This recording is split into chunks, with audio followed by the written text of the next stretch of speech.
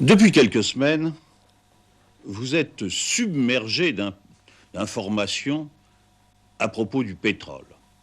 D'informations souvent contradictoires, parfois absurdes et habituellement inspirées par des arrière-pensées politiques.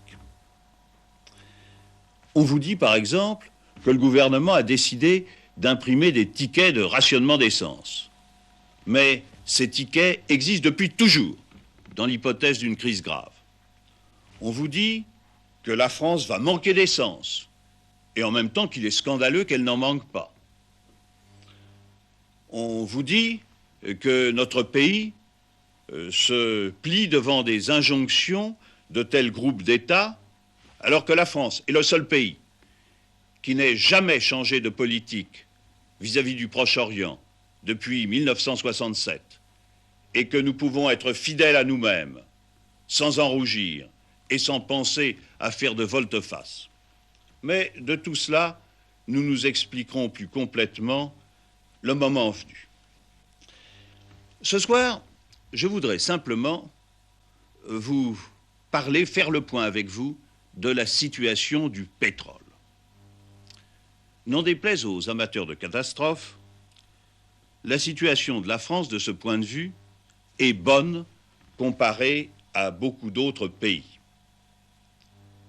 Et nous n'avons pas de raison de le cacher, car nous le devons d'abord à notre propre politique d'approvisionnement pétrolier. Au fait que depuis plus de 40 ans, tous les gouvernements ont imposé des stockages importants et ont veillé à ce que ces stockages soient réalisés.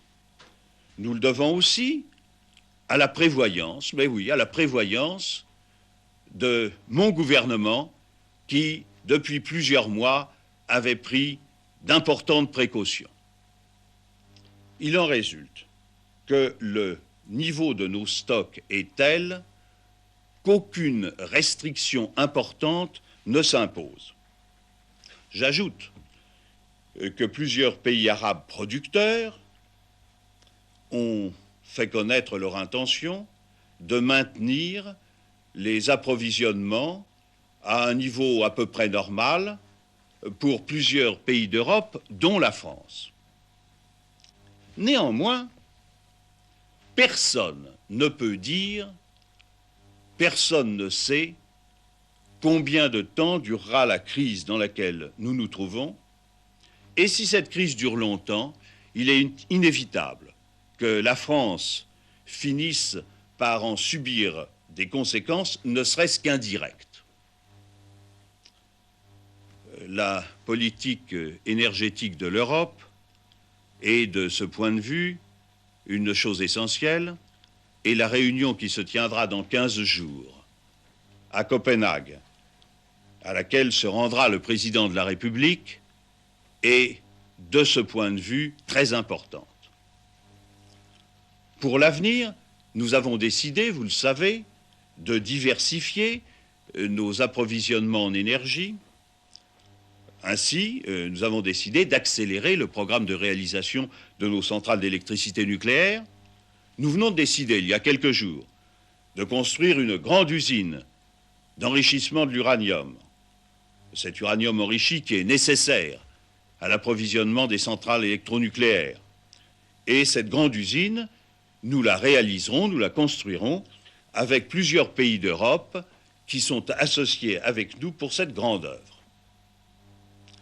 Mais cela, c'est l'avenir, et ce soir, c'est du présent surtout qu'il est question. Du présent pour lequel, par prudence, le gouvernement recommande aux Français de s'inspirer de l'esprit d'économie et a décidé plusieurs mesures précises. L'économie d'abord, car il est vrai que depuis des années, nous vivons dans un pays où l'énergie est abondante, sinon bon marché, et il en résulte, comme toujours dans ces cas-là, des gaspillages. Des gaspillages auxquels maintenant il faut mettre un terme, et auxquels il est facile de mettre un terme par un grand nombre de petites mesures quotidiennes que chaque Français doit avoir le souci de prendre. Qu'il s'agisse du chauffage de nos habitations, qu'il s'agisse de l'utilisation des transports en commun, de préférence à l'utilisation des véhicules individuels dans les grandes agglomérations et en particulier dans la région parisienne, ou qu'il s'agisse aussi du bon réglage des moteurs de nos voitures. Sur tous ces sujets, une campagne d'information vous donnera tout ce que vous devez savoir, et cette campagne d'information sera réalisée dans la presse, par la radio, par la télévision.